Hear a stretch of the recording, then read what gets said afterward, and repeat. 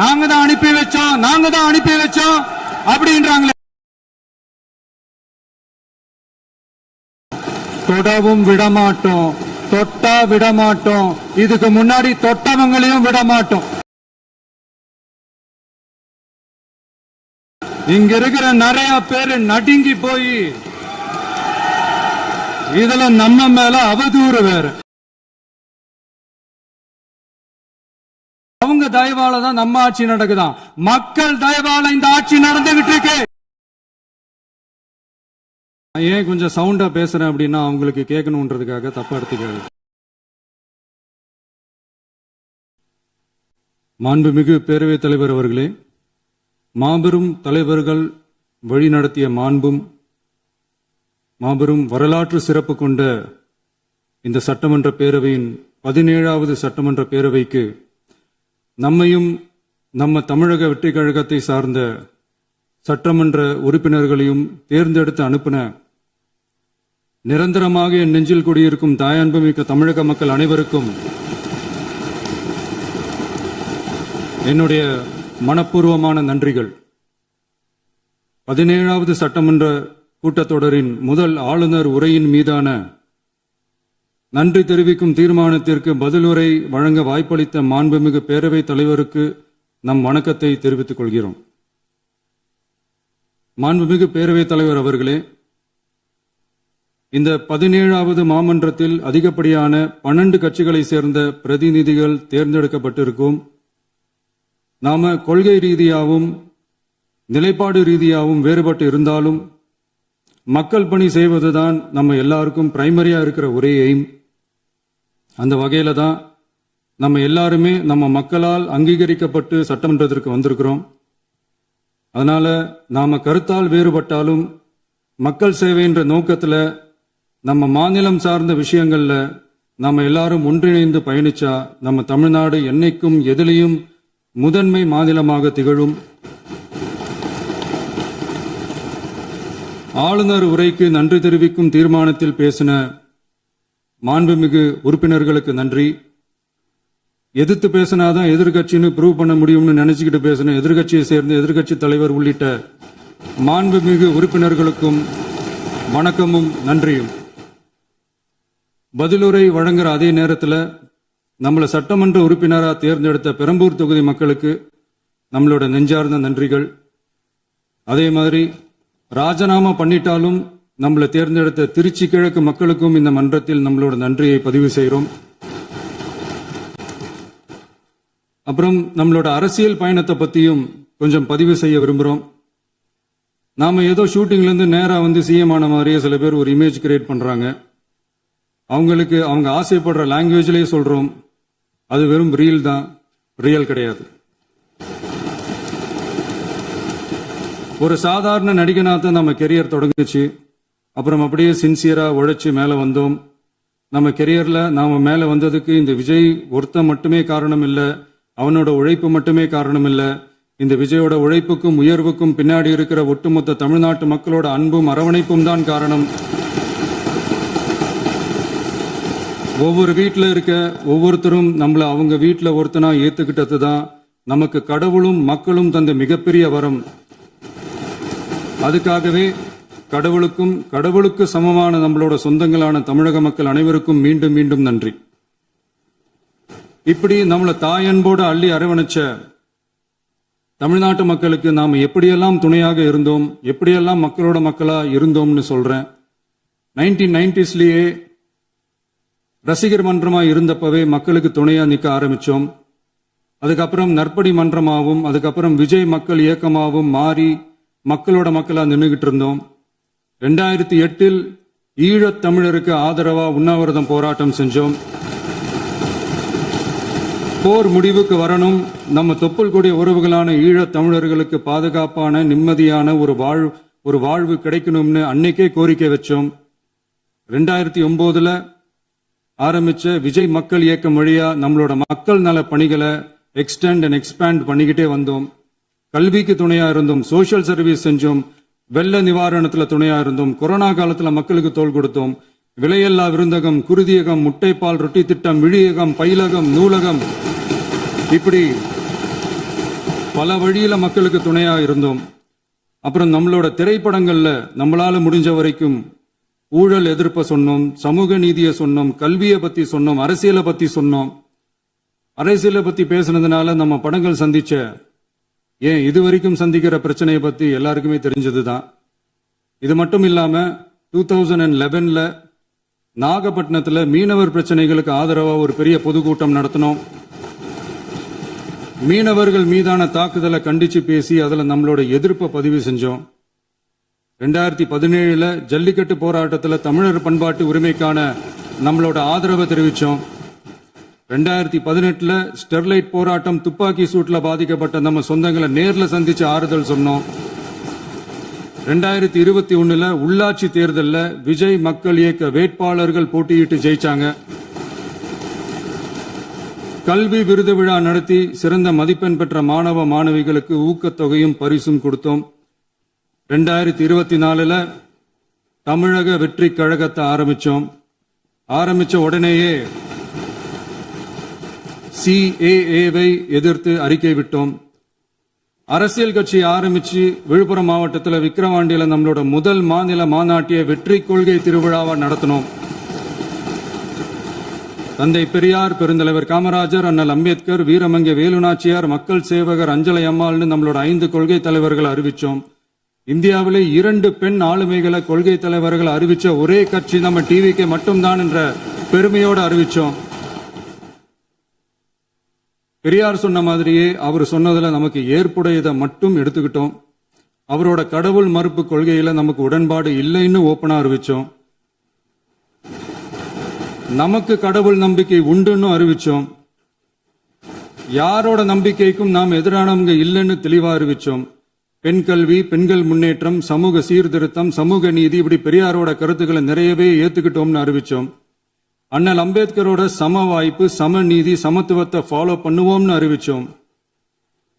பெருந்தலைவர் காமராஜரோட மதச்சார்பின்மையை ஏத்துக்கிட்டதோட அவரோட நேர்மையான நிர்வாகத்தையே ஒரு கொள்கையா ஏத்துக்கிட்டோம்னு அறிவிச்சோம். வீரமங்கை வேலு நாச்சியாரோட மண் மீட்பையும் சமூக நல்லிணக்கத்தையும் பின்பற்றுவோம்னு அறிவிச்சோம். மக்கள் சேவகர் அஞ்சலை அம்மாளோட விடுதலை வேட்கையையும் மக்களோட வாழ்வாதாரத்துக்காக உறுதியாக நிற்கிறதையும் பின்பற்றுவோம்னு சொன்னோம். எல்லாருக்கும் எல்லாமும் கிடைக்கணும், எம் மதமும் நம் மதம்னு சொல்லி மதச்சார்பற்ற சமூக நீதி தான் நம்ம கொள்கைன்னு அறிவிச்சோம். நம்ம கொள்கை எதிரி யாரு, அரசியல் எதிரி யாருன்னு ஓப்பனா அறிவிச்சோம். எல்லாத்துக்கும் மேல பிறப்புக்கும் எல்லா உயிர்க்கும்ன்றத நம்மளோட அடிப்படை அரசியல் கோட்பாட்டா அறிவிச்சுட்டு தான் அரசியலுக்கே வந்தோம். நம்ம மதுரை மாநாட்டில் நம்மளோட தேர்தல் அரசியல் மற்றும் ஆட்சி அதிகார அரசியல் வழிகாட்டியா அறிஞர் அண்ணாவையும் புரட்சி தலைவர் எம்ஜிஆரையும் ஏத்துக்கிட்டதா அறிவிச்சோம். அப்புறம் இன்னனையும் நாம இங்க பதிவு செஞ்சே ஆகணும். எல்லாரும் கட்சி ஆரம்பிச்சுட்டு தான் ஒவ்வொரு வீட்டுக்குள்ளேயும் போவாங்க. ஆனா நாம ஒவ்வொரு வீட்டுக்குள்ளேயும் போனதுக்கு அப்புறம் தான் கட்சியவே ஆரம்பிச்சிருக்கிறோம். ஒவ்வொரு வீட்டில் ஒவ்வொருத்தரும் நம்மள அவங்க பிள்ளையா, மகனா, அண்ணனா, தம்பியா ஏத்துக்கிட்டதும் இயல்பா நடந்துச்சு. தமிழ்நாட்டு மக்களோட மனசுக்குள்ள போறதுக்கு நாம பட்ட பாடு நமக்கு மட்டும்தான் தெரியும். இதெல்லாம் புரிஞ்சாலும் புரியாத மாதிரி இருக்கிறவங்க தான் நம்மள நடிகன் என்று சொல்லியும் நம்ம கட்சிய நடிகன் கட்சின்னு சொல்லியும் சில நக்கல், நையாண்டி இதெல்லாம் பேசுவாங்க. அதை பத்தி நமக்கு கவலை இல்லைன்னு. இப்படி நம்ம அரசியல் பயணம் ரொம்ப டிரான்ஸ்பரண்டா தான் ஆரம்பிச்சிருக்கு. இந்த 2026 தேர்தலில் கூட்டணியே இல்லாமல் தனியா நின்னோம். மக்கள் நம்மள தெளிவா புரிஞ்சுக்கிட்டதாலையும் நம்ம டிவிகே தோழர்களோட உழைப்பாலையும் நாம 35% வாக்குகளை வாங்கினோம். 1,72,00,000 வாக்குகளோட தமிழ்நாட்டிலேயே தனி பெரும் கட்சியா வந்தோம். தமிழக மக்களாலையும் நம்மளோட ஆதரவு இயக்கங்களாலையும் இதோ இன்னைக்கு இங்க நம்ம டிவிகே ஆளும் கட்சியா உட்கார்ந்துருக்கிறோம். இந்த ஆளும் கட்சியா ஆனதும் அவ்வளவு சாதாரணமாலாம் நடந்துடல. 2.25 வருஷத்துல ஆட்சிக்கு வந்துட்டீங்கன்னு ரொம்ப கிண்டலா கேலியா சிலர் பேசுறாங்க. எங்களோட இந்த 2.25 வருஷ டிராவல்ல எவ்வளவு வலியும் வேதனையும் இருக்குது. நம்மளோட மக்கள் சந்திப்புக்கே அவ்வளவு இடையூறு, அவ்வளவு தடைகள், ஊர் உலகத்துல யாருக்கும் இல்லாத ஒன்னா நமக்கு மட்டுமேன்னு தனியா ஸ்பெஷலா எக்ஸ்க்ளூசிவா நிறைய நிபந்தனைகள், நெருக்கடிகள், கட்டுப்பாடுகள், நம்மளை சந்திக்க வர்ற மக்களுக்கு சரியான பாதுகாப்பு இல்லாம, நம்ம கூட்ட நிகழ்ச்சிக்கு போதுமான பாதுகாப்பு இல்லாமன்னு இன்னும் வெளியே சொல்ல முடியாத நிறைய சூழ்ச்சிகள் எல்லாத்தையும் தாண்டி தான் நாம் இந்த இடத்துக்கு வந்திருக்கிறோம். But still miles to go. நம்ம டிராவல்ல எல்லாத்துக்கும் உச்சமா நம்மளோட சொந்தங்கள், நம்மளோட உறவுகள், 41 பேர் கரூர் சம்பவத்தில் இழந்த வேதனை எல்லாம் எப்படி சொல்றதுனே தெரியல. நம்ம மனசை விட்டு என்னைக்கும் அந்த வலியும் வேதனையும் நீங்கவே நீங்காது. அதுலயும் நம்ம மேலேயே பழி போட்ட கொடுமையெல்லாம் இருக்கும் பாருங்க, அதெல்லாம் வேற லெவலுங்க. என்னத்துக்கு அப்படியெல்லாம் செஞ்சாங்கன்னு தெரியல. அரசியல்னா இப்படியெல்லாம் கொடூரமா இருக்கணுமா என்ன? சரி விடுங்க. இந்த விஜய் இவனோட மக்களுக்காக எதையும் தாங்க தயாராகிட்டான். இவ்வளவு பெயின்ஃபுல்லான நம்ம பொலிட்டிக்கல் டிராவல்ல நம்மளோட மிகப்பெரிய ஆறுதலும் பலமும் என்ன தெரியுமா? என் நெஞ்சில் குடியிருக்கும் என்னோட தமிழ்நாட்டு மக்களும், என் உயிருக்கு உயிரான என்னோட தோழர்களும் தான். அவங்களோட பலத்தால தான். அன்னைக்கு 1967ல முன்னாள் முதல்வர் மாண்புமிகு அறிஞர் அண்ணா அவர்கள் தலைமையில் அமைஞ்ச சாமானியர்களோட ஆட்சி மாதிரி, 1977ல முன்னாள் முதல்வர் மாண்புமிகு புரட்சி தலைவர் எம்ஜிஆர் அவர்கள் தலைமையில் அமைஞ்ச மிக சாமானியர்களோட ஆட்சி மாதிரி, இதோ இன்னைக்கு அதே வரிசையில 2026 சட்டமன்ற தேர்தலில் இந்த விஜயோட தோழர்கள் இடம்பெற்ற ஒரு மிக மிக சாமானியர்களின் ஆட்சி அமைஞ்சிருக்கு. வாகை சூடும் வரலாறு திரும்பி இருக்கிறது.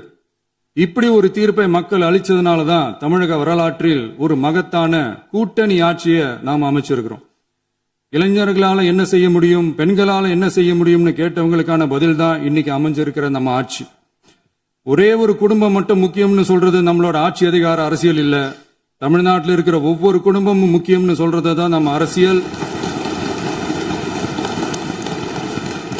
நம்மளோட ஆட்சி அதிகாரம் அதான் நம்மளோட மனசாட்சி உள்ள மக்களாட்சி.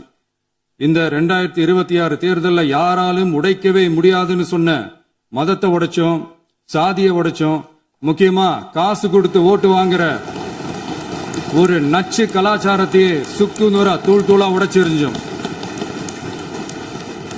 நாம கிளீன் கவர்னன்ஸ் அண்ட் குட் கவர்னன்ஸ்ல உறுதியா இருக்கிறோம். இப்ப மட்டும் இல்ல, எப்பவுமே இப்படிதான் இருப்போம். இதுல 100% இது உண்மைன்றதுனாலதான் பாரம்பரியமான தினத்தந்தி பத்திரிகை ஊழலின் ஊற்றுக்கண் அடைக்கப்படுகிறதுன்னு 16/6/2026 அன்னைக்கு ஒரு தலையங்கமே எழுதியிருக்கு. ஒரு தவறு செய்தால், அது தெரிந்து செய்தால் அவன் தேவன் என்றாலும் விடமாட்டேன் என்று எம்ஜிஆர் அன்று பாடினார். அதை இன்று விஜய் செயலில் காட்டுகிறார்னு அந்த எடிட்டோரியல்ல எழுதியிருக்கு. இந்த நேரத்தில் தினத்தந்திக்கு நம்மளோட நன்றியை தெரிவிச்சுக்கிறோம். அரசியலுக்கு வந்து 2 வருஷம் தான் ஆகுது. உங்களுக்கு என்ன தெரியும், உங்களால என்ன முடியும்னு கேலியா கேட்டவங்களுக்கு தினத்தந்தியோட பதிலை இப்போதைக்கு போதும்னு நினைக்கிறேன். என்னென்னமோ செய்வான்னு சொல்றானே இந்த விஜய், பல வருஷமா இருக்கிற ஒரு பதவி வெறி பிடிச்ச அரசியலை உடைச்சி எப்படி செய்வான்னு நம்ம மக்களை யோசிச்சிருவாங்க. இதோ இப்போ நம்ம மக்களுக்கு புரிஞ்சிருக்கும். இப்பவும் சொல்றோம், இது வெறும் ஆரம்பம் தாங்க. இந்த மாபெரும் சபையிலிருந்து கேட்கிற மக்களே, நமக்கு கொஞ்சம் அவகாசம் கொடுங்க. இதுக்கு முன்னாடி, அதாவது 2017 கடைசியில இருந்து 2026 ஏப்ரல் வரைக்கும் இருந்த புண்ணியவான்கள் ஆட்சியில ஒவ்வொரு டிபார்ட்மெண்ட்லயும் போட்ட ஏராளமான ஓட்டைகளை அடைச்சிக்கிட்டே படிப்படியா மக்களுக்கு நல்லதையும் செஞ்சுக்கிட்டே வருவோம். அதனாலதான் நமக்கு எதிரா யார் யாரோ சேரவே மாட்டாங்கன்னு நினைச்சவங்க எல்லாம் ஒன்னா சேர்றாங்க. நம்ம ஆட்சிக்கு டேட்டு குறிக்கிறாங்க.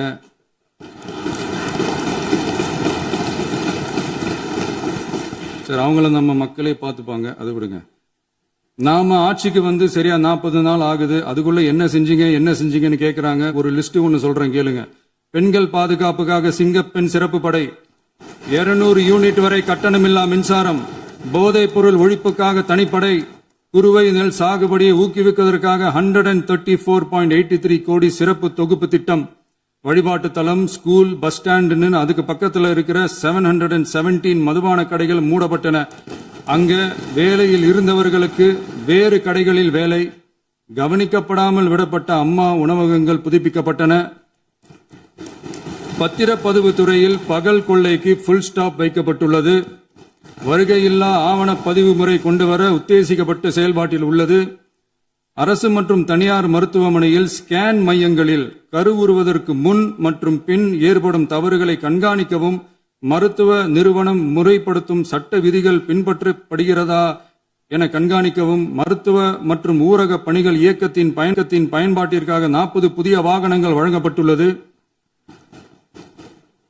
கூட்டுறவு வங்கியின் ஏழை எளிய மக்கள் வாங்கிய கடனுக்கு முதல் முத்தாய்ப்பாக ரூபாய் 2045 கோடி தள்ளுபடி வழங்கி ஆணையிடப்பட்டுள்ளது. ஒன்றிய அரசிடம் கேட்டுக்கொண்டதற்கிணங்க கடந்த 2 வருடமாக நிறுத்தி வைக்கப்பட்ட இருந்த ஜல் ஜீவன் மிஷன் திட்டம் புதுப்பிக்கப்பட்டு ஜல் ஜீவன் மிஷன் திட்டம் 2.0 நடைமுறைக்கு கொண்டு வரப்பட்டுள்ளது. 18,500 கோடி அளவில் உறுதியளிக்கப்பட்ட காஞ்சிபுரம் மாவட்டத்தில் மைய விரிவாக்க திட்டம், கோயம்புத்தூரில் மின்னணு பொருட்கள் மற்றும் மின்னணு அமைப்புகள் உற்பத்தி திட்டம் மற்றும் திருவள்ளூர் மாவட்டத்தில் காட்டுப்பள்ளி LNT கப்பல் கட்டும் தளம் விரிவாக்க திட்டத்திற்கு ஒப்பந்தங்கள் போடப்பட்டுள்ளன. அனைத்து நிர்வாக நடவடிக்கைகளும் மின்னணு முறையில் மாற்றம் கொண்டு வர நடவடிக்கை எடுக்கப்பட்டு வருகிறது. சட்டவிரோத கல்குவாரி மற்றும் அனுமதியின்றி கனிமங்களை எடுத்துச் செல்வது தடுக்கப்பட்டுள்ளது. பல்வேறு குவாரிகள் சீல் வைக்கப்பட்டுள்ளன. கனிமங்களை கண்காணிப்பது, எல்லைகளை நிர்ணயிப்பது மற்றும் ஆளில்லா விமானம் மூலம் அளவீடு செய்வது போன்றவற்றை செயல்படுத்துவதற்கான பணிகள் மேற்கொள்ளப்பட்டு வருகின்றன. அனைத்து துறைகளிலும் அலுவலர் தலையீடு இல்லாமல் லஞ்ச லாவண்யமற்ற தமிழகத்தை உருவாக்க அனைத்து நடவடிக்கைகளும் முடுக்கிவிடப்பட்டுள்ளது. இதெல்லாம் சாம்பிள் தான், இன்னும் இருக்கு. இந்த வெறும் 40 நாளுக்குள்ளேயே இவ்வளவு செஞ்சிருக்கோம்னா இனி வர்ற நாட்கள்ல கொஞ்சம் கொஞ்சமா படிப்படியா ஸ்டெடியா உழைச்சி லஞ்சலாவணம் இல்லாத, ஊழல் இல்லாத, பெண்களுக்கு பாதுகாப்பான, சுதந்திரமான, டிரான்ஸ்பரண்டான தமிழ்நாட்டை நம்ம சொந்தங்களான தமிழக மக்களுக்கு தர்றது தான் நம்மளோட ஒன் அண்ட் ஒன்லி டார்கெட். கண்டிப்பா அதை நிறைவேற்றியே காட்டுவோம். 8 கோடி மக்கள் நம்மளோட இருக்கிறப்போ ஏங்க அதை செய்ய முடியாது? மாண்புமிகு பேரவைத் தலைவர் அவர்களே, தமிழ்நாட்டின் கருவூலம் எப்படி திசை மாறி உருமாறி தேய்ந்து ஓய்ந்து கிடைக்கிறதுன்னு சொன்னாங்க. திசை மாறி உருமாறி தேய்ந்து ஓய்ந்துன்னு வசனம் மாதிரி ரைமிங்கா இல்லாம வளமான இலக்கியமா இதே சபையில பேசினவங்களோட திறமையான ஆட்சியில நடந்த நிதி மேலாண்மையை பத்தி வெள்ளை அறிக்கையா வெளியிட்டோம். வெள்ளை அறிக்கை வந்ததிலிருந்தே கண்ணை கட்டுதுங்க. அந்த காலத்துலதான் பிள்ளையோ பிள்ளை, தொல்லையோ தொல்லைன்னு சொன்னாங்க. அதே மாதிரி தாங்க அவங்க ஆட்சியாலையும் அவங்களாலையும் இன்னைக்கு தமிழ்நாட்டுக்கே தொல்லையோ தொல்லை. இப்படி ஒரு நிலைமையை உண்டாக்கி வச்சுட்டு இவங்க சொல்றாங்க நமக்கு ஆட்சி செய்ய தெரியாதுன்னு. நம்ம அமைச்சர்களுக்கும் நம்ம சட்டமன்ற உறுப்பினர்களுக்கும் ஒன்னும் தெரியாதுன்னு. ஆமாங்க, எங்களுக்கு தெரியாதுதான். எங்க சட்டமன்ற உறுப்பினர்களுக்கும் அமைச்சர்களுக்கும் மக்கள் பணி செய்ய தெரிஞ்ச அளவுக்கு மக்கள் பணத்தை சுருட்ட தெரியாதுதான்.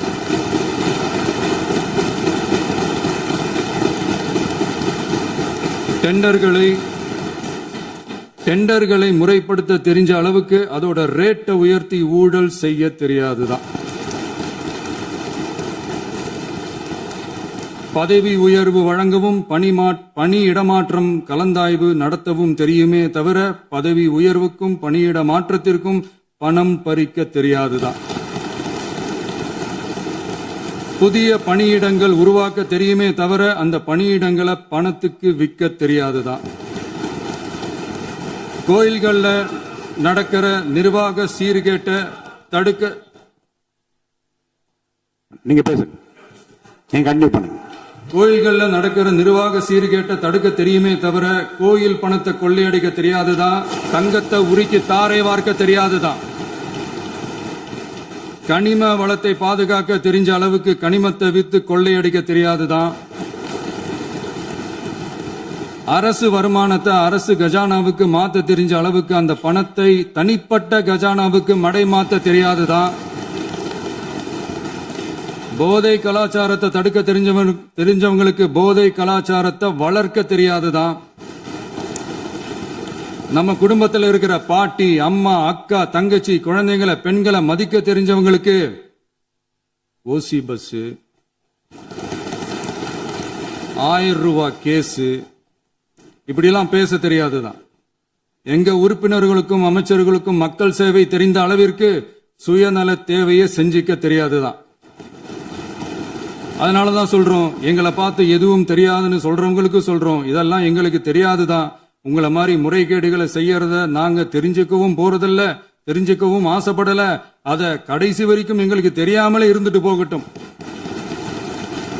அதனால நாங்களும் எங்க மக்களும் வெரி வெரி ஹாப்பி தான். மாண்புமிகு பேரவைத் தலைவர் அவர்களே, எதிர்ப்பவர்கள் எதிர்க்கட்சி என்பதற்காக எங்கள் ஆட்சி மீது 1000 பழி போடலாம். ஆனாலும் தமிழக மக்களுக்கு உண்மையை உணர்த்த வேண்டியது நம்மளோட கடமை.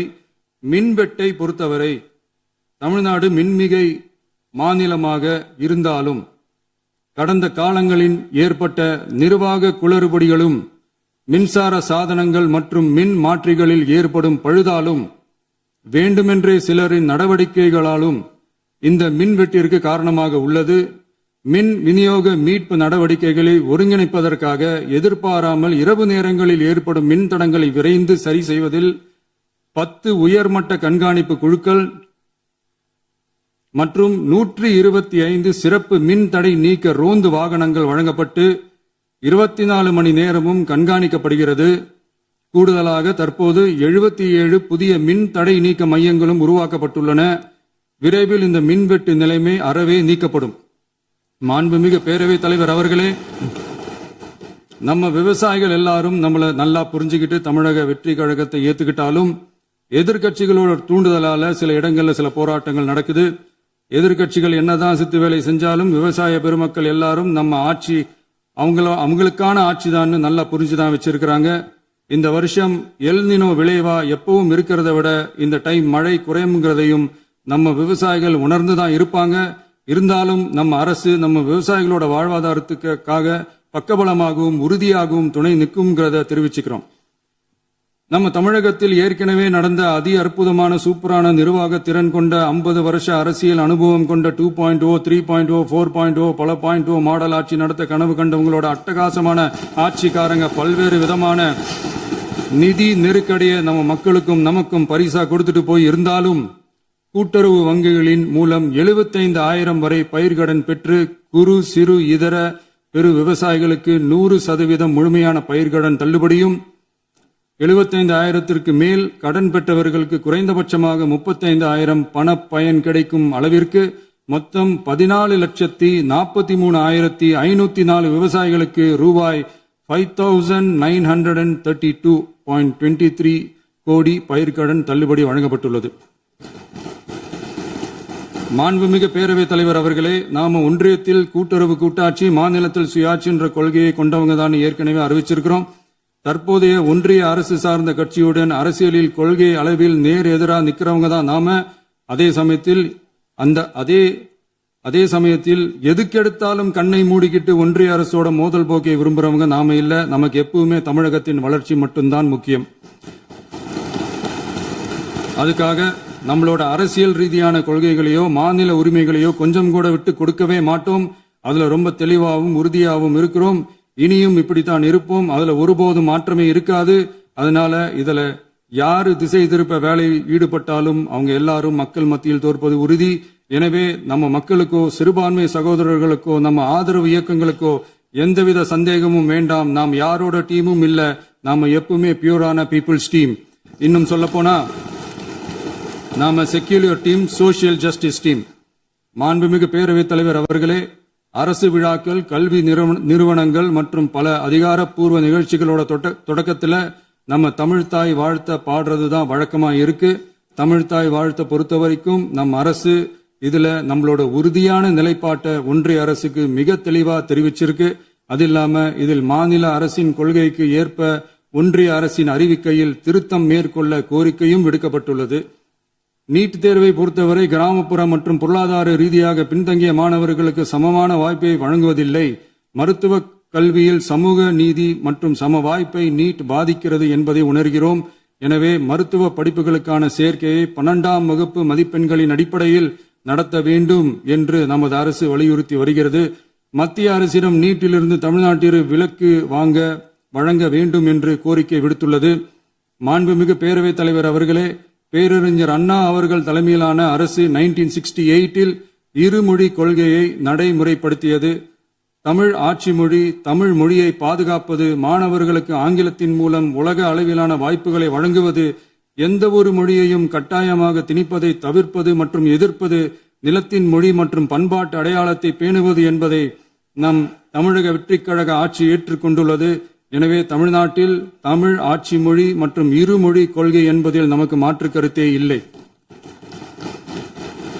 மாண்புமிகு பேரவைத் தலைவர் அவர்களே, கடந்த 11/6/2026 அன்று நடந்த நிதி ஆயோக் கூட்டத்தில் தமிழ்நாடு அரசின் சார்பாக கலந்து கொண்டு வறுமையற்ற தமிழ்நாடு இயக்கம் உருவாக்க தேவையான நிதியையும், தமிழ்நாட்டுக்கு 2 எய்ம்ஸ் மருத்துவமனைகளை தருமாறும், மருத்துவம் மற்றும் பல் மருத்துவ படிப்பிற்கு 12ஆம் வகுப்பு மதிப்பெண் அடிப்படையில் இடங்களை நிரப்புதல் குறித்தும், செயற்கை நுண்ணறிவு தொடக்க நிறுவன வளர்ப்பு மையங்கள் தமிழ்நாட்டில் அமைக்கவும், இளைஞர் திறன் மற்றும் வேலைவாய்ப்பு இயக்கம் செயல்படுத்த வேண்டியும், பெண்கள் தலைமையிலான வளர்ச்சி குறித்தும், மீனவ சமுதாயங்களின் வாழ்வாதாரம் மற்றும் மீன்பிடி படகுகள் மற்றும் மீனவர்களை விடுவித்தல் குறித்து நிரந்தர நடவடிக்கை எடுக்க வேண்டியும், காலநிலை தாங்கும் தன்மை பெருந்திட்டம் 2045 கீழ் விண்வெளி உற்பத்தி மையத்தை தேசிய விண்வெளி உற்பத்தி மையமாக அறிவிக்க கோரியும், தமிழ்நாட்டில் சாலை போக்குவரத்து நெடுஞ்சாலை மற்றும் ரயில்வே அமைச்சகத்தின் மேம்பாட்டு குறித்தும், அனைத்து கிராமங்களையும் டிஜிட்டல் இணைப்பு வசதி ஏற்படுத்துதல் குறித்தும், கூட்டு குடிநீர் திட்டம் தொடரவும், அரசின் விழாக்களில் தமிழ்தாய் வாழ்த்துக்கான முதலிடத்திற்கான கோரிக்கையும், மேகதாது அணை கட்டுமான நிறுத்தத்தை உறுதிப்படுத்தவும், மாநிலத்தின் மீது மும்மொழி கொள்கையை வற்புறுத்தாமல் புதிய கல்விக் கொள்கையை திணிக்காமல் தமிழகத்திற்கான கல்வித் தொகை ரூபாய் 3284 கோடியை விடுவிக்க கோரியும், ஆண்டுதோறும் 5 லட்சம் இளைஞர்களுக்கு உதவித் தொகையுடன் கூடிய பணியினை தொழில்நுட்ப பயிற்சி வழங்க ஒத்துழைப்பு வழங்குமாறும், ஒகேனக்கல் 3ஆம் கட்ட கூட்டு குடிநீர் திட்டத்திற்கான நிதி ரூபாய் 2283.40 விடுவிக்கவும், வேலை வாய்ப்பு மற்றும் வாழ்வாதாரத்துக்கான உத்தரவாத திட்டத்தின் கீழ் வேலை வாய்ப்புகளை உருவாக்க உடனடி நடவடிக்கை மேற்கொள்ள வேண்டியும் மற்றும் திருக்குறளை தேசிய இலக்கியமாக அறிவிக்குமாறும் தமிழ்நாடு சார்பில் பேசியுள்ளோம் என்பதை தெரிவித்துக் கொள்கிறோம். மாண்புமிகு பேரவைத் தலைவர் அவர்களே, அண்டை மாநிலங்களுடனான நட்புறவு ஒரு மாநிலத்தின் வளர்ச்சிக்கும் நாட்டின் ஒற்றுமைக்கும் மிகவும் அவசியமானது. தமிழ்நாடு தனது அண்டை மாநிலங்களுடன் நதி நீர் பங்கீடு, பொருளாதாரம், கல்வி, கலாச்சாரம் மற்றும் போக்குவரத்து துறைகளில் நல்லுறவை பேணி வருகிறது. பரஸ்பர மரியாதை, ஒத்துழைப்பு மற்றும் கூட்டாட்சி தத்துவத்தின் அடிப்படையில் அண்டை மாநிலங்களுடனான நட்புறவை வலுப்படுத்தவும் நமது ஆட்சியில் காக்கப்படுகிறது. மாண்புமிகு பேரவைத் தலைவர் அவர்களே, சட்டம் ஒழுங்கை பத்தி பேச்சு வந்தது. சட்டம் ஒழுங்கு சரியா இருக்கணும் அப்படின்றதுல எங்களுக்கு மாற்று கருத்தே கிடையாது. கண்டிப்பா லா அண்ட் ஆர்டர் கரெக்டா இருக்கணும், கரெக்டா இருக்கும், இருக்க வைப்போம். அதே மாதிரி பெண்கள் பாதிக்கப்படுறதையும் இங்க யாராலையும் சகிச்சுக்கவே முடியாது. அதுக்கான கடுமையான நடவடிக்கைகள் நம்ம அரசு எடுத்துக்கிட்டு இருக்கிறோம். இந்த சிங்கப்பெண் சிறப்பு அதிரடிப்படை கூட அதுக்கான ஒரு ஃபர்ஸ்ட் ஸ்டெப் தான். அதே மாதிரி இந்த போதைப் பொருள் நடமாட்டம் அதை கண்ட்ரோல் பண்றதுக்கும் நம்ம அரசு கடுமையான நடவடிக்கைகள் எடுத்துக்கிட்டு இருக்கிறோம். அதையும் கண்டினியூ பண்ணி எடுப்போம். மாண்புமிகு பேரவைத் தலைவர் அவர்களே, இப்ப நான் சொன்ன இந்த பிரச்சனைகள்லாம் 2026 போன மாசம் மே மாசம் 10ஆம் தேதி புதுசா வந்துடல. இதெல்லாம் பல வருஷமா இருக்கிற பிரச்சனைகள் தான், பல வருஷமா கண்டுக்காம விட்ட பிரச்சனைகள் தான். இன்னைக்கு எதிர்கட்சிக்காரங்க அதை பத்தி கேட்கும் போது எனக்கு அது அக்கறையா தெரியல, அவதூறு அரசியலா தான் தெரியுது, பழி போடுற அரசியலா தான் தெரியுது. இப்படி அவதூறு பழி போடுறவங்களை பார்த்து ஒன்னே ஒண்ணுதான் கேட்கணும்னு தோணுது. கடந்த 9-10 மாசமா நம்ம ஸ்டேட்ல சட்டம் ஒழுங்கு டிஜிபியே இல்ல.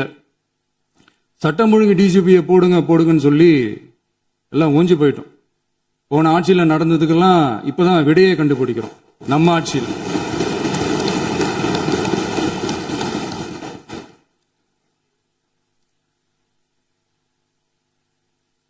இந்த போதைப் பொருள் நடமாட்டம் எல்லாம் தாறுமாற அப்படியே பரவி கொட்டி கிடக்குது. இதெல்லாம் இனிஷியல் ஸ்டேஜ்லயே யார் கண்ட்ரோல் பண்ணியிருக்கணும்?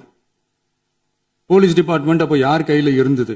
இத்தனை கேள்வி நம்மளை பார்த்து கேட்கறாங்களே, ஒரே ஒரு கேள்வி தான் நான் கேட்கணும்னு தோணுது. போலீஸ் டிபார்ட்மெண்ட்டை கையில வச்சுக்கிட்டே பிகினிங்லயே இனிஷியல் ஸ்டேஜ்லயே இந்த போதைப் பொருள் நடமாட்டத்தை ஏன் கண்ட்ரோல் பண்ணல? மனசாட்சி உள்ளவங்க இந்த பிரச்சனையெல்லாம் ஏன் நடக்குதுன்றது அவங்களுக்கே நல்லா தெரியும்.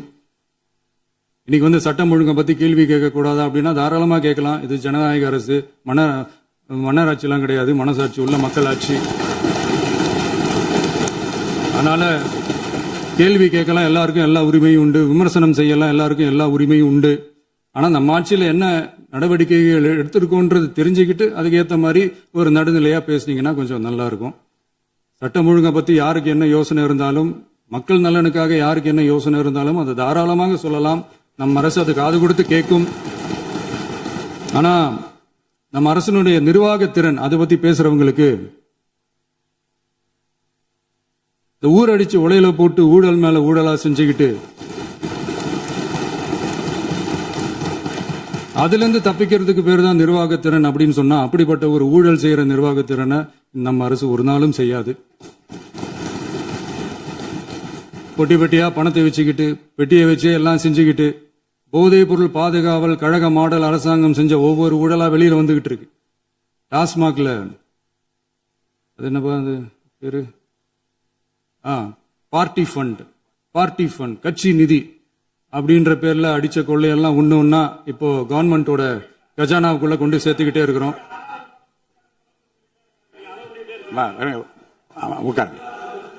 மாண்புமிகு முதல்வர்கள் பதில் உரைக்கு பிறகு முதல்வர் பதிலுக்கு பிறகு நேரம் தரேன். அப்ப பேசட்டும், அவங்க பேசட்டும், அவங்கள பேச அனுமதி. உட்காருங்க உட்காருங்க.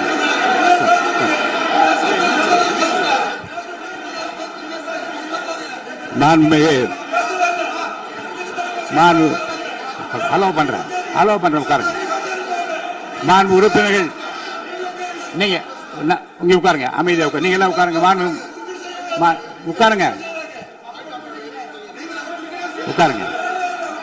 மாண்புமிகு நீங்க எல்லாரும் உட்காருங்க. அமைதியா உட்காருங்க. இருங்க, உட்காருங்க. அப்புறம் நீங்க என்ன உட்காருங்க. நான் கொடுக்கல, உட்காருங்க.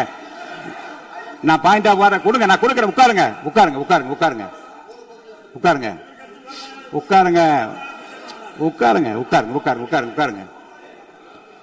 மாண்புமிகு முதல்வர் அவர்கள் கோர்வையாக நிதானமாக சொல்லிக்கொண்டே இருக்கிறார். நீங்க குறிப்பெடுத்து வைத்துக் கொள்ளுங்கள். பேசி முடித்தவுடன் நான் உங்களுக்கு அவகாசம் தருகிறேன். நீங்க ஒண்ணு சொல்லுங்க, என்ன என்பது நீங்க சொல்லுங்க. உங்க சொல்லுகிற வாய்ப்பை நான் உங்களுக்கு தருகிறேன். இப்போது மாண்புமிகு முதலமைச்சர் உங்கள் உரையை தொடரலாம்.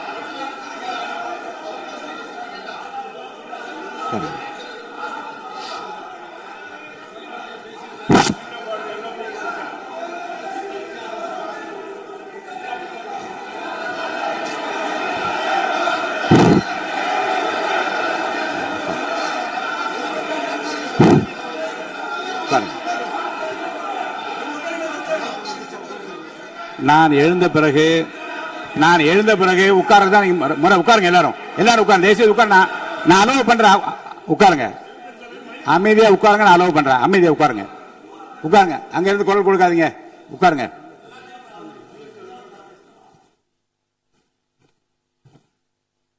இனிமையான இந்த விவாதத்தில் இதுவரை குறுக்கீடுகள் இல்லாமல்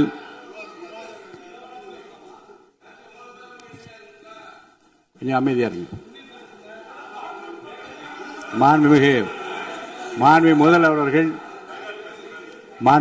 அவர்கள் பேசி முடித்தவுடன் பாயிண்ட் ஆஃப் ஆர்டர் கேட்டிருக்கேன், நான் அனுமதிக்கிறேன். எதிர்கட்சி தலைவருக்கு மட்டும் நான் அனுமதி தருகிறேன். அவர் எழுந்து பேசலாம். மாண்பு முதலமைச்சர் நீங்க கண்டினியூ பண்ணி முடிக்கலாம். நீ எல்லாரும் எழுந்துச்சீங்கன்னா சரி வராது. உட்காருங்க. நான் சொல்லியிருக்கேன். உட்காருங்க.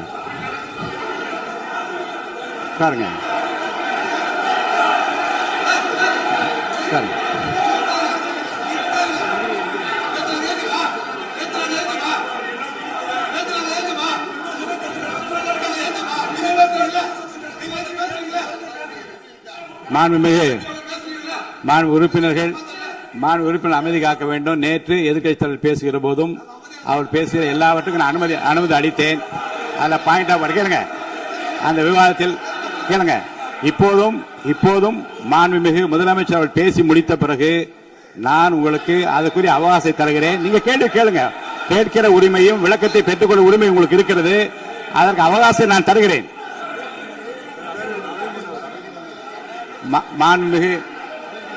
மாண்புமிகு உறுப்பினர் அமருங்க. நான் என் தீர்ப்பை சொல்லுகிறேன். மாண்புமிகு முதலமைச்சர் அவர்கள் பேசி முடித்தவுடன் எதிர்க்கட்சி தலைவருக்கு அந்த வாய்ப்பை நான் தருகிறேன். நிச்சயமா அந்த கேள்வி கேட்கலாம். உட்காருங்க எல்லாரும். முன்னவர் பேசுங்க. மாண்பு பேரவைத் தலைவர் அவர்களே, இன்று இவர்கள் முயற்சி செய்வது அவர் ஆளுங்கட்சியாக இருக்கின்ற போது இருங்க, நான் சொல்லிடுறேன் ப்ளீஸ். ஒரே நிமிஷம் நான் சொல்லிடுறேன் ப்ளீஸ். ஆளும் கட்சியாக இருக்கின்ற போது நீங்கள் சொன்ன ஒரே வார்த்தை, நாங்கள் பேசி முடித்ததற்கு பிறகு குறிப்பிடுத்துவிட்டு நீங்கள் எந்த கேள்வி வேண்டுமானாலும் கேட்கலாம் என்று ஒரு முறையை நீங்கள் பின்பற்றினீர்கள். அதே முறையை இப்போது பின்பற்ற வேண்டும் என்று கேட்டுக்கொள்கிறேன். மாண்புமிகு பள்ளிக்கல்வித்துறை அமைச்சர், மாண்புமிகு பள்ளிக்கல்வித்துறை அமைச்சர். மாண்புமிகு பேரவைத் தலைவர் அவர்களே, நேற்றைய தினம் கூட எதிர்க்கட்சி தலைவர் சொன்னதை முழுமையாக கேட்டு இறுதியில் ஒரு வாய்ப்பு தந்தீங்க. அதுவும் இல்லாம இந்த நேரத்தில் நேரலையில் நீங்களும் பாக்குறீங்க. அங்கிருந்து ஏய் உரிமையில் விழித்து இந்த பக்கம் இருக்க உறுப்பினர்களை பார்த்து ஏய் அப்படின்னு உரிமையில் விழிப்பதை உங்கள் மூலமாக கண்டிக்கிறேன். அந்த வார்த்தையை அவை குறிப்பிலிருந்து நீக்கணும். கண்ணியம் காத்து முதல்வர் முழுமையாக பேசுவதை காத்து கண்ணியம் காத்து இந்த சபைக்கு ஒரு மரபு இருக்கிறது. அதை மூத்த உறுப்பினர்கள் பின்பற்றபடி உங்கள் மூலமாக கேட்டுக்கொள்கிறேன். மாண்புமிகு முதலமைச்சர் அவர்கள் உரையை தொடரலாம். நான் தரேன். நான் உறுதியாக மாண்புமிகு முதலமைச்சர் அவர்கள் பேசி முடித்தவுடன் எதிர்க்கட்சி தலைவருக்கு அந்த வாய்ப்பு தரப்படும் என்பதை உறுதியாக சொல்லிவிட்டேன். இடையிலே குறுக்கீடு செய்யாமல் அந்த பேச்சு முழுமையாக பேசி முடிக்க நீங்கள் அனுமதி வழங்க வேண்டும் என்று கேட்டுக்கொள்கிறேன். அமைதியா உட்காருங்க, அவங்க பேசி முடிக்கட்டும், நீங்க கேளுங்க. நான் என்ன சொல்றேன், கேட்கிற உரிமையும் விளக்கத்தை கேட்டு பெற உரிமை உங்களுக்கு இருக்கிறது. ஆனா இடையிலே குறுக்கீடு செய்யாமல் அதை முடிக்கும்படி நான் கேட்டுக்கொள்கிறேன். மாண்புமிகு முதலமைச்சர் அவர்கள் தொடர்ந்து நீங்க பேசலாம்.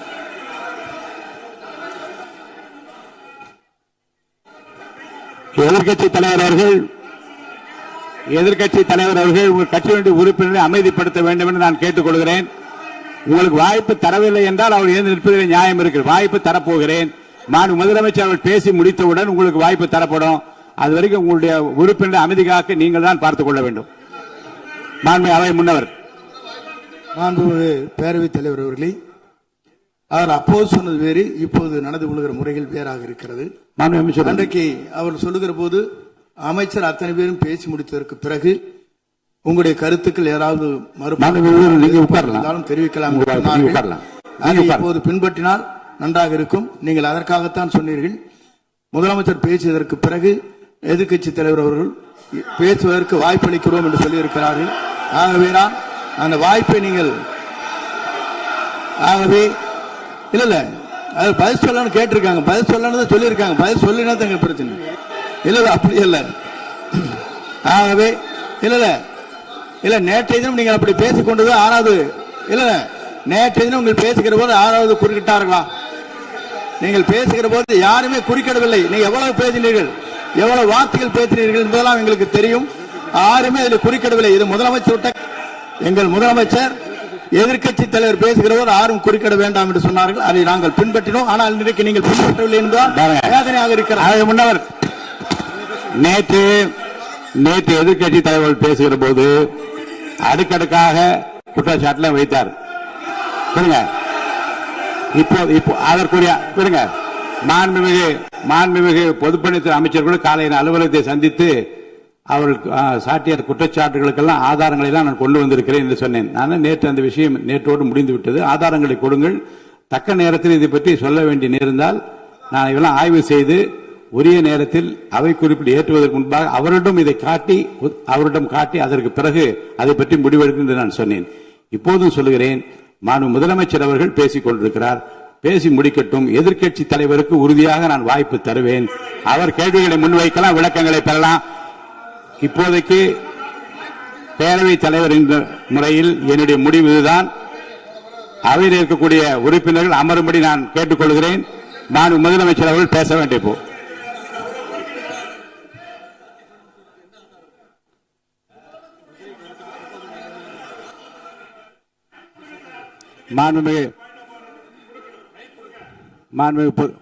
இருங்க. அதை முன்னவர் பேரவைத் தலைவர் அவர்களே, நேற்றைய தினம் நீங்கள் முழுமையாக பேசினீர்கள். உங்கள் பேச்சுக்கள் எப்படி இருந்தது என்பதும் நாடறியும். இருந்தாலும் கூட நாங்கள் அமைதியாக இருந்தோம். இல்ல நீங்க இருங்க, ஒவ்வொரு வார்த்தைக்கு இருங்க. நீங்க மின்வெட்டையில நீங்க சொன்னீங்க, உங்களுடைய முன்னாள் அமைச்சர் ஆற்காடு வீராசாமி இருக்கிற போது மின்வெட்டால் தான் நாங்கள் ஆட்சியே மாறியது என்றெல்லாம் சொன்ன கதையெல்லாம் இருக்கு. அதெல்லாம் சொன்னோம்னாங்க, நாங்களே அமைதியா இருந்தோம். அதுக்காக நீங்க தயவு செய்து எதிர்க்கட்சி தலைவருக்கு வாய்ப்பளிக்கிறார்கள். அந்த வாய்ப்பை நீங்கள் அவர் முதலமைச்சர் பேசுவதற்கு பிறகு பேசினால் அழகாக இருக்கும். அவை முன்ன பள்ளி கல்வித்துறை அமைச்சர். மாண்புமிகு பேரவைத் தலைவர் அவர்களே, அவர் ஒரே ஒரு வார்த்தையை தான் சொன்னார். பார்ட்டி ஃபண்ட் என்ற வார்த்தையை கேட்டு எதிர்க்கட்சி நண்பர்கள் கோபப்படுகிறார்கள். ஆனால் அதன் மீது உங்களுக்கு பாயிண்ட் ஆஃப் ஆர்டர் தருவதாகவும் நீங்கள் சட்டப்பேரவை தலைவர் சொல்கிறீர்கள். நேற்றைய தினம் இதே போல வெற்றி தலைவர் அவர்களினுடைய வழிகாட்டில் வளர்ந்த நாங்கள் சகிப்புத்தன்மையோடு அவர்கள் பல வார்த்தைகள் சொன்னார்கள்.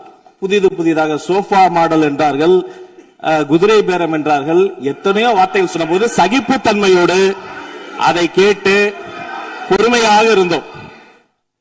இவர்கள் குதிரை பேரம் எல்லாம் அவைக்குள் நீக்கப்பட்டு விட்டது. சரி, சோஃபா மாடல் என்று சொன்னார்கள். ஆதாரம் கேட்டு இப்படி எழுந்து நாங்கள் கொந்தளிக்காமல் ஒரு சட்டமன்றத்தில் ஒரு உறுப்பினர் எப்படி நடந்து கொள்ள வேண்டும் என்பதற்கு எடுத்துக்காட்டாக தமிழக வெற்றி கழகத்தின் உறுப்பினர்கள் நடந்து கொண்டார்கள். இப்போது மதிப்பிற்குரிய எதிர்க்கட்சி தலைவர் அவர்களே, உங்கள் ஊடாக நான் கேட்பது என்னவென்றால், அவர்களினுடைய கட்சி உறுப்பினர்களை அவர் அமைதிப்படுத்தி முதல்வர் அவர்கள் உரையை முழுமையாக கேட்டு சகிப்புத்தன்மைக்கு சட்டமன்றத்தில் இந்த பக்கம் மட்டுமல்ல அந்த பக்கமும் எடுத்துக்காட்டாக இருப்பதற்கு அவர் வழிவகை செய்ய வேண்டும் என்று உங்கள் மூலமாக கேட்டுக்கொள்கிறேன். பொதுப்பணித்துறை அமைச்சர்.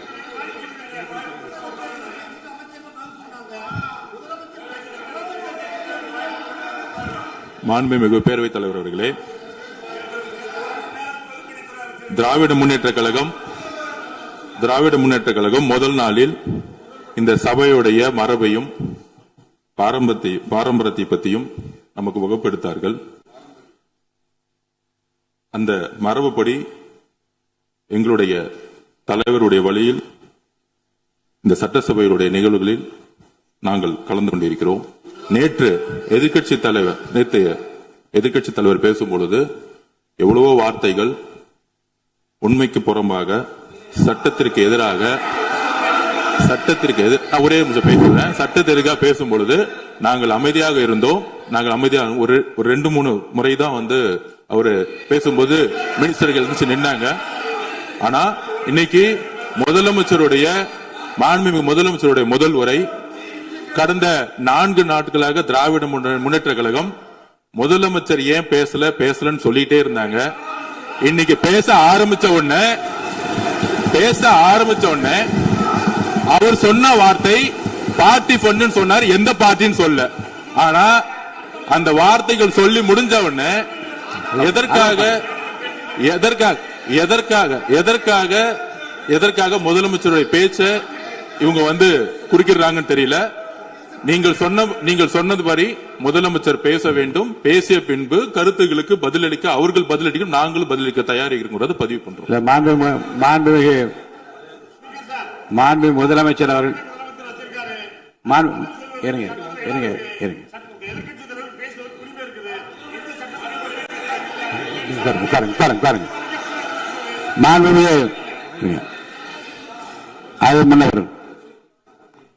மரபு இருக்கிறது, எப்போது வேணா பாயிண்ட் ஆஃப் ஆர்டர் இருக்கலாம். இருந்தாலும் கூட நீங்க அந்த மரபை நீங்க கடைபிடித்தீங்களா உங்க ஆட்சியில? நீங்க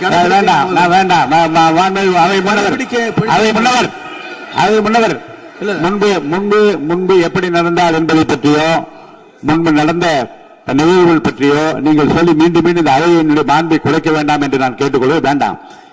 இப்போது உள்ள பிரச்சனை, மாண்பு முதலமைச்சர் அவர்கள் தன்னுடைய பேச்சை உறுதி செய்து முடிக்க வேண்டும். அவர் முடித்த பிறகு எதிர்க்கட்சி தலைவருக்கு நான் நிச்சயமாக வாய்ப்பு தருவேன். அவர் கேள்வி கணக்குகளை தொடுக்கலாம், சந்தேகங்களை கேட்கலாம். விளக்கம் தருவதற்கு மாண்பு முதலமைச்சர் அவர்கள் தயாராக இருக்கின்றார். அமைதியாக அமரும்படி நான் கேட்டுக்கொள்கிறேன். இப்ப நான் அனுமதிக்க முடியாது. மாண்பு முதலமைச்சர் உரையை தொடரலாம்.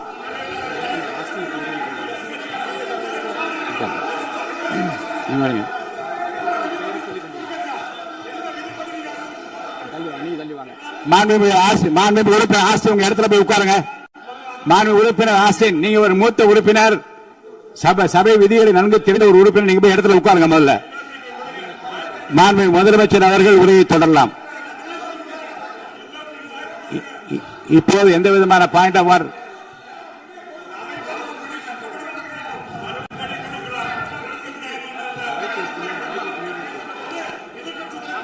நான் வாய்ப்பு இல்லை என்று சொன்னால் நீ எழுந்து நிற்பதிலே நியாயம் இருக்கிறது. உட்காருங்க. வாய்ப்பு உறுதியாக எதிர்க்கட்சி தலைவருக்கு. பாயிண்ட் ஆஃப் ஆர்டர் மட்டுமல்ல, உட்கார்ந்து அவர் பேசிய பேச்சுக்கள் என்னென்ன இருங்க, என்ன என்ன என்ன என்ன என்ன உங்களுக்கு சந்தேகம் இருக்கிறதோ, வினாக்கள் இருக்கிறதோ அதை நீங்க கேட்கலாம். அவர் பதில் சொல்வதற்கு தயாராக இருக்கிறார். பேசி முடிக்கின்ற வரை அமைதி காக்கும்படி உங்களை நான் கேட்டுக்கொள்கிறேன். மாண்புமிகு எதிர்க்கட்சி தலைவர் முழு ஒத்துழைப்பை நீங்கள் தர வேண்டும் என்று நான் எதிர்பார்க்கிறேன்.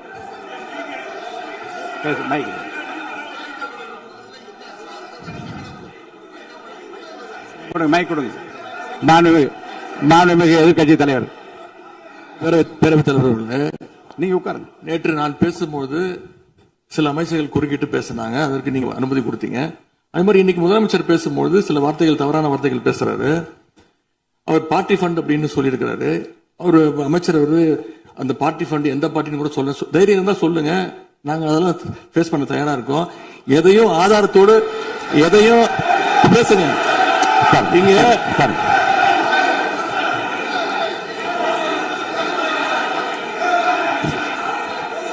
அது மாதிரி பேரவைத் தலைவர் அவர்களே, நேற்று நான் பேசி முடிஞ்சோடனே நீங்க அவை முடிஞ்சிருச்சுன்னு சொல்லிட்டீங்க. நாங்கெல்லாம் வீட்டுக்கு போயிட்டோம்.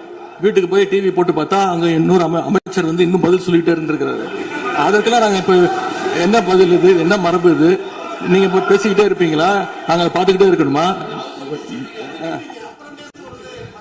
அதே மாதிரி இன்னைக்கு முதலமைச்சர் அவர்கள் பேசும்போது நாங்களும் அமைதியா கேட்டுட்டு தான் இருந்தோம். ஆனா சில கருத்துக்கள் அவர் பேசும்போது அதை நாங்க அனுமதிக்க முடியாது. ஆதாரத்தோடு ஏதாவது பேசணும்னா, குற்றச்சாட்டுகள் சொல்லும் போது ஆதாரத்தோடு சொன்னீங்கன்னா அதை நாங்க ப்ரூவ் பண்றதுக்கு தயாராக இருக்கு. மாண்புமிகு உறுப்பினர் அவர்கள் இருங்க. நேற்று மாண்புமிகு எதிர்க்கட்சி தலைவர்கள் பேசியதும், மாண்புமிகு பொதுப்பணித்தலைவர்கள் பேசியதும் ஆதாரம் இல்லாமல் பேசக்கூடாது என்று நான் சொன்னேன். ஆய்வு செய்து நீக்கப்பட வேண்டியது நீக்கும் என்று சொன்னேன். இப்போது மாண்புமிகு முதல்வர் அவர்கள் பேசி முடிக்கட்டும். நீங்கள் கூறிய கருத்துப்படி அதில் ஆதாரங்கள் இல்லாத குறிப்பாக இருந்தால் அதை நீக்குவதற்குரிய உரிமை எனக்கு இருக்கிறது. ஆய்வு செய்து நான் நடவடிக்கை எடுப்பேன். இப்போது மாண்புமிகு முதலமைச்சர் அவர்கள் பேசலாம். இந்த டாஸ்மாக் மாதிரியே பல டிபார்ட்மெண்ட்லயும், மறுபடியும் சொல்றேன், கட்சி நிதின்ற பேர்ல அடிச்ச கொள்ளைய ஒன்னா கவர்மெண்டோட கஜானாக்குள்ளேயே கொண்டு சேர்த்துக்கிட்டே இருக்கிறாங்க. இப்பவும் சொல்றேன், மக்கள் பணத்துல இருந்து ஒரு பைசா கூட தொடமாட்டோம், தொடவும் விடமாட்டோம், தொட்டா விடமாட்டோம், இதுக்கு முன்னாடி தொட்டவங்களையும் விடமாட்டோம்.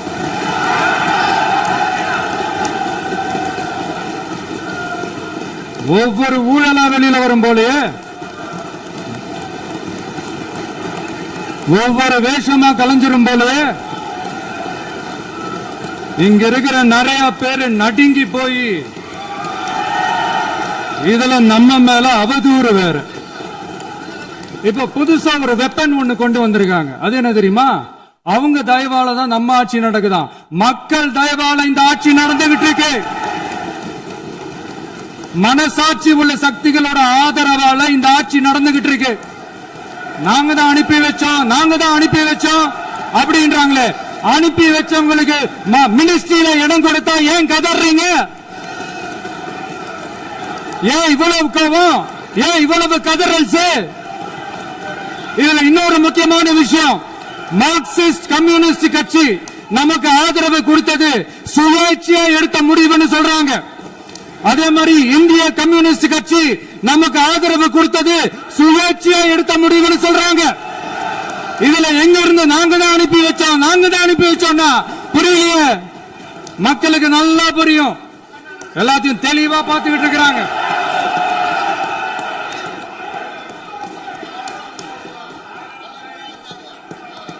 முதலமைச்சர் கண்டினியூ பண்ணலாம். முதலமைச்சர்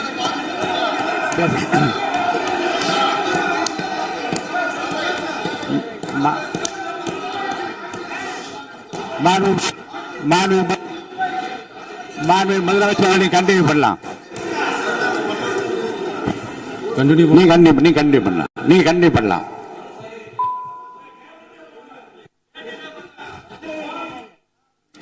இந்த சமூக நீதி அரசுன்னு சொல்றவங்களை பார்த்து கேட்கிறேன், நம்ம பட்டியலின சகோதரர்களுக்கு எத்தனை அமைச்சர் பதவி கொடுத்தீங்கன்னு கொஞ்சம் சொல்ல முடியுமா? ஆனா நம்மளுடைய அரசுல 8 அமைச்சர் பதவிகள் யாருக்கு? நம்ம பட்டியலின சகோதரர்களுக்கு. எல்லாம் நம்ம அண்ணன், நம்ம தம்பி, நம்ம தங்கச்சிங்க. அண்ணல் அம்பேத்கர் அவர்களுடைய கிட்டத்தட்ட 100 ஆண்டு கால கனவு இப்ப நிறைவேறி இருக்கு. நான் ஏன் கொஞ்சம் சவுண்டா பேசுறேன் அப்படின்னா அவங்களுக்கு கேட்கணுன்றதுக்காக, தப்பா எடுத்துக்காது. அதே மாதிரி பெண்களோட பாதுகாவலர் நாங்க தான் அப்படின்னு சொல்லிக்கிறவங்கள கேட்கிறேன், எத்தனை பெண்களுக்கு அமைச்சர் பதவியில இடம் கொடுத்தீங்க கொஞ்சம் சொல்ல முடியுமா? எங்க அரசுல 4 சகோதரிகளுக்கு அமைச்சர் பதவி கொடுத்திருக்கிறோம்.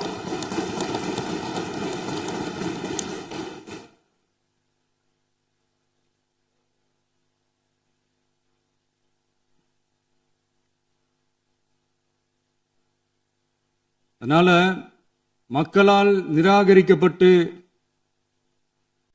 மக்களால் அகற்றப்பட்டவங்களுக்கு ஒன்னே ஒன்னு சொல்லிக்கிறோம், தப்பே செய்ய மாட்டோம், ஊழலே செய்ய மாட்டோம், நேர்மையா தான் இருப்போம், நியாயமா தான் இருப்போம் அப்படின்னு சொல்றவங்களால மட்டும்தான் கூட்டணி ஆட்சி அமைக்க முன்வரும்.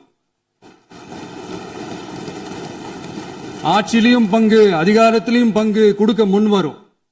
ஊழல்லையே ஊறி போனவங்களால இந்த கூட்டணி ஆட்சியோ, ஆட்சியிலையும் பங்கோ, அதிகாரத்திலையும் பங்கு கொடுக்க முன்வராது. மெஜாரிட்டி இருந்தாலும் தரமாட்டாங்க, மெஜாரிட்டி இல்லைனாலும் தரமாட்டாங்க. கேட்டா ரெடிமேடா ஒரு பதில் ஒண்ணு வச்சிருப்பாங்க, கூட்டணி ஆட்சியை மக்கள் விரும்ப மாட்டாங்கன்னு. அதே மக்கள் தான் இப்ப அவங்கள பார்த்து சிரிக்கிறாங்க. நான் பதவியேற்ற அன்னைக்கு கொஞ்சம் டைம் அவகாசம் கேட்டேன். எதுக்கு கேட்டேன்? நிதி நிலைமைலாம் கொஞ்சம் மோசமா இருக்குது, அதெல்லாம் கொஞ்சம் சரி செஞ்சுக்கிட்டே படிப்படியா கொஞ்சம் கொஞ்சமா நான் கொடுத்த வாக்குறுதிகள்லாம் செயல்படுத்துவேன், அதுக்காக கொஞ்சம் டைம் அவகாசம் கேட்டேன். நான் ஏதோ வேற எதுக்காகவோ வேற யாருக்காகவோ ஏதோ அவகாசம் கேட்ட மாதிரி. அடுத்து இங்க சபையில இல்லாதவங்களை பத்தி பேச வேண்டாம்னு நினைக்கிறேன்.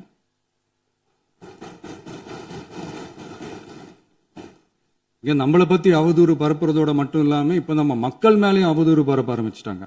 மக்கள் நமக்கு ஓட்டு போட்டது தப்பான், குடும்பம் குடும்பமா நமக்கு ஆதரிச்சது தப்பான்.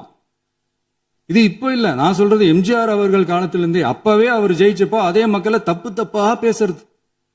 மக்கள் என்ன பண்ணிட்டாங்க, எம்ஜிஆர் என்ன பண்ணிட்டாரு, எம்ஜிஆர் என்ன இது பண்ணிட்டாரு. 50 வருஷமா ஒரே டெக்னிக்கா.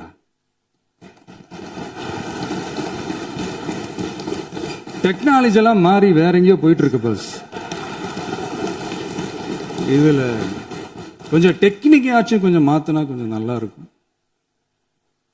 அதனால மக்களுக்கு யூஸ்ஃபுல்லா இருக்கிற மாதிரி இந்த ஆக்கப்பூர்வமான கருத்துக்களோ ஆக்கப்பூர்வமான யோசனைகளோ இருந்தா சொல்லுங்க, அதை நாங்க டெஃபரெண்டா எடுத்துக்கிறோம். ஆனா அதை விட்டுட்டு இந்த நக்கலு, நையாண்டி, சம்பந்தம் இல்லாத பேச்சு இதெல்லாம் பேசிட்டு அப்புறம் முதல்வர் பதில் சொல்லல, முதல்வருக்கு பதில் சொல்ல தெரியல அப்படின்னா அப்புறம் என்ன சோஃபா மாடல் ஆட்சியா?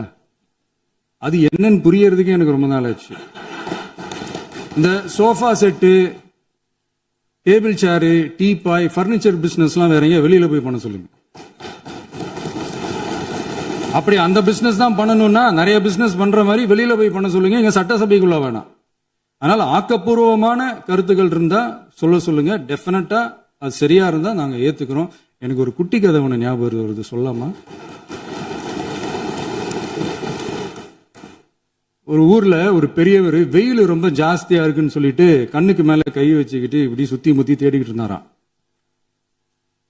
அப்ப கூட இருந்த ஒரு சின்ன பையன் என்ன தேடுறீங்க அப்படின்னு கேட்டானா. அதுக்கு அந்த பெரியவர் சொன்னாரா, அது ஒண்ணு இல்ல தம்பி,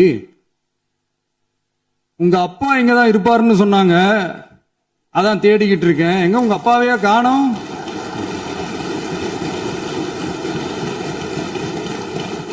இல்ல அந்த எங்களுக்கும் நக்கலா நையாண்டியா சம்பந்தம் இல்லாத குட்டி கதை இதெல்லாம் எங்களுக்கும் பேச தெரியும். அந்த கதையில பெரியவர் அப்படி சொன்னாராம், தப்பா எடுத்துக்காதீங்க. அந்த கதையில பெரியவர் அப்படி கேட்டாராம். அதனால யாரும் இங்க டென்ஷன் ஆக வேணாம். அதனால இன்னொரு இந்த என்னுடைய உரையை முடிக்கிறதுக்கு முன்னாடி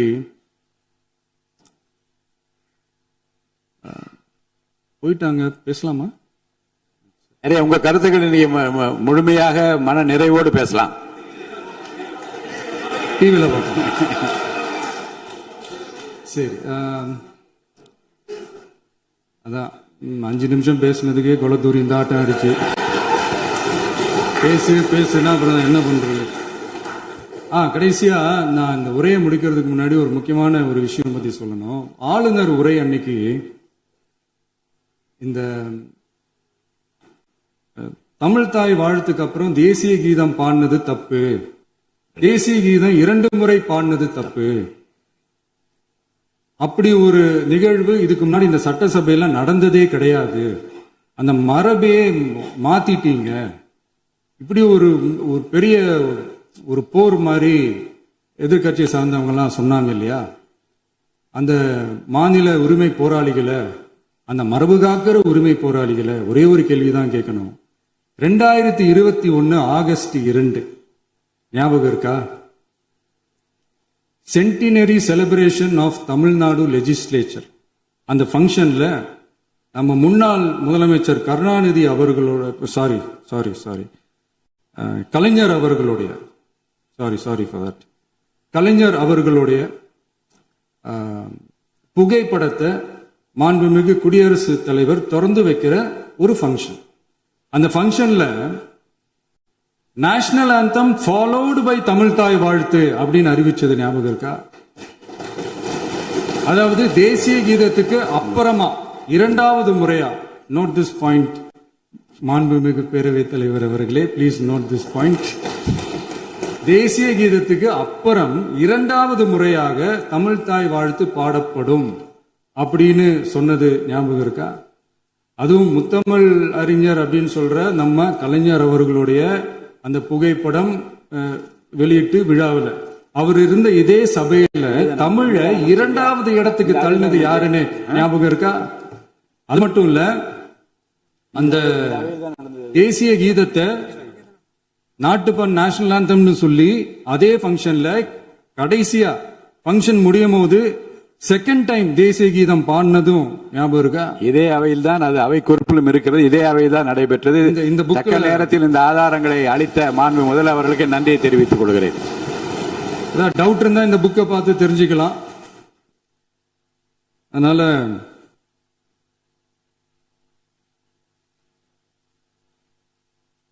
இதெல்லாம் கேட்டா என்ன சொல்லுவாங்கன்னா, அது ஜனாதிபதி கலந்துகிட்ட ஃபங்க்ஷன், அதெல்லாம் அப்படிதான், அதெல்லாம் கண்டுக்க கூடாது அப்படின்னு சொல்லுவாங்க. இதே மாதிரிதான் பேசுறது ஒண்ணு, செய்யறது ஒண்ணு, பேசுறது ஒண்ணு. இதெல்லாம் மக்கள் பார்த்துக்கிட்டு இருக்காங்க. எலெக்ஷனுக்கு முன்னாடி தான் அப்படி செஞ்சுக்கிட்டு இருந்தாங்க, இப்ப எலெக்ஷனுக்கு அப்புறம் அதே தான் செய்யறாங்க. இந்த விஜயையும் சாமானியர்களின் உண்மையான சமூக நீதி அரசையும் அவமானப்படுத்துறதுக்கு தான் அவங்களோட அந்த பொலிட்டிக்கல் சீனியாரிட்டி அது பயன்படுத்துது போல. சரி, செய்யட்டும், நல்லா செய்யட்டும். இப்போ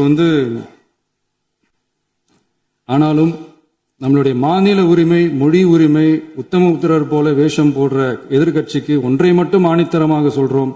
உங்களை மாதிரி தமிழ்னு சொல்லிக்கிட்டு, மொழி, பண்பாடு, கலாச்சாரம்னு சொல்லிக்கிட்டு ரெட்டை வேஷம் போடுறவங்க நாங்க கிடையாது.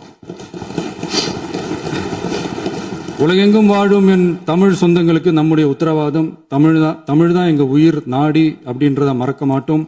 இப்பவும் சொல்றோம், மாநில உரிமையில எப்பவும் உறுதியா இருப்போம். அதே சமயத்துல அரசியல் வேற, ஒன்றிய மாநில அரசுகளுக்கு இடையே இருக்கிற நிர்வாக அணுகுமுறை வேற. இதுல நாங்க ரொம்ப தெளிவா இருக்கிறோம். அதனால எங்களுக்கு பாடம் எடுக்கிறதா நினைச்சுக்கிட்டு உங்க வேஷத்தை நீங்களே கொஞ்சம் கொஞ்சமா கலைச்சுக்கிட்டே வர்றீங்க, மறந்துடாதீங்க. அப்புறம் நேத்து எதிர்கட்சி தலைவர், மாண்புமிகு எதிர்கட்சி தலைவர் பேசும்போது நிறைய பேசினாங்க. அதுல ஒண்ணு மட்டும் அரசு சொல்றதா நினைச்சுக்கிட்டு நம்மளை இன்டைரக்டா ஈவில் அப்படின்ற அந்த வார்த்தையை யூஸ் பண்ணாங்க. எனக்கு ஒண்ணுதான் சொல்லணும்னு தோணுது. ஈவில்ஸ்னு டெவில்ஸ் பேசக்கூடாது.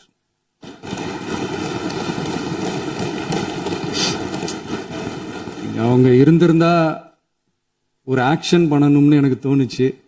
எல்லாரும் போயிட்டாங்க. பர்மிஷன் பண்ணலாமா? இப்பவும் பண்ணலாம், ஒன்றும் தப்பு இல்லை.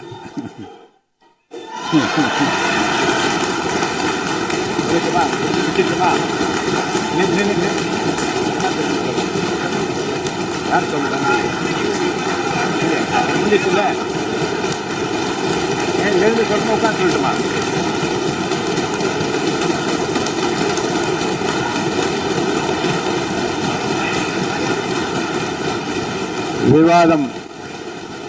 விவாதம் முடிவுற்றது.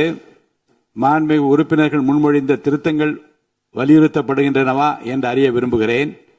மாண்புமிகு உறுப்பினர்கள் முன்மொழிந்த திருத்தங்கள் அனைத்தும் பேரவையின் அனுமதியில் திரும்ப பெறப்படுகின்றன. 2026 ஆண்டு ஜூன் திங்கள் 18ஆம் நாளன்று சட்டமன்ற பேரவைக்கு மாண்புமிகு ஆளுநர் அவர்கள் ஓந்தளித்த பெருரைக்கு தமிழ்நாடு சட்டமன்ற பேரவை உறுப்பினர்கள் பெரிதும் நன்றி உடையவர்களாவர் என்று மாண்புமிகு பேரவை துணைத் தலைவர் திரு மு ரவிசங்கர் அவர்களால் 19/6/2026 நாளன்று முன்மொழியப்பட்ட தீர்மானம் பேரவையின் முடிவுக்கு விடப்படுகிறது. ஏற்போர் ஆம் என்க, மறுப்போர் இல்லை என்க. ஏற்போரே அதிகம் என்று கருதுகிறேன். ஏற்போரே அதிகம். தீர்மானம் நிறைவேறியது. அரசினர் தீர்மானம். பேரவை மீண்டும் கூடும் நாள் குறிப்பிடப்படாமல் ஒத்திவைக்கப்பெறும் தீர்மானம். மாண்புமிகு பேரவை முன்னவர் அவர்கள். மாண்புமிகு பேரவைத் தலைவர் அவர்களே, பேரவை விதி 25(1) கீழ் 1 படி பேரவை மீண்டும் கூடும் நாள் குறிப்பிடப்பெறாமல் ஒத்திவைப்பு பெறலாம் எனும் தீர்மானத்தை மொழிகிறேன். மாண்புமிகு பேரவை முன்னவர் அவர்களின் தீர்மானம் பேரவையின் முடிவுக்கு விடப்படுகிறது. ஏற்போர் ஆம் என்க, மறுப்போர் இல்லை என்க. மறுப்போரே இல்லை என்று கருதுகிறேன். மறுப்போரே இல்லை. தீர்மானம் ஒருமனதாக நிறைவேறியது. பேரவை மீண்டும் கூடும் நாள் குறிப்பிடப்பெறாமல் ஒத்திவைக்கப்படுகிறது. வணக்கம்.